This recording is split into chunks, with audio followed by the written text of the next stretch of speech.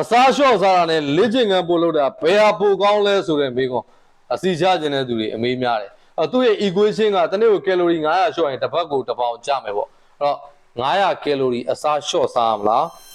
ကယ်လိုရီ900အပိုလောင်ကျွမ်းအောင်လေ့ကျင့်ခန်းလုပ်ရမလားဆိုတဲ့မိကွန်း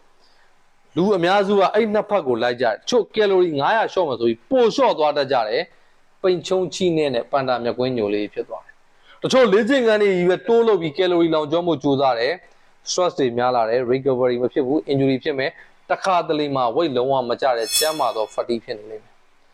အကောင်းဆုံးသောနီလန်းသည်ပထမဆုံးအုံနောက်ထဲထည့်ထားမှာအစားစားခြင်းသည်ကျွန်တော်တို့ခန္ဓာကိုယ်ရဲ့စွမ်းအင်နဲ့စွမ်းဆောင်ရည်အတွက်လေ့ကျင့်ခန်းလုပ်ခြင်းသည်လှုပ်ရှင်းသည်ကျန်းမာကြံ့ခိုင်ခြင်းအတွက်နှစ်ခုလုံးကိုမလျှော့ပဲနဲ့ဆိုလိုတဲ့ဘောကလေ့ကျင့်ခန်းကိုနည်းနည်းတိုးလိုက်ကယ်လိုရီ200 250ဘူးလောက်ဓာတ်ရက်ကို200 250ဘူးလောက်ပဲရှော့လိုက်ခြင်းကပိုကောင်းတဲ့ option ပိုကောင်းတဲ့ ways ဖြစ်တယ်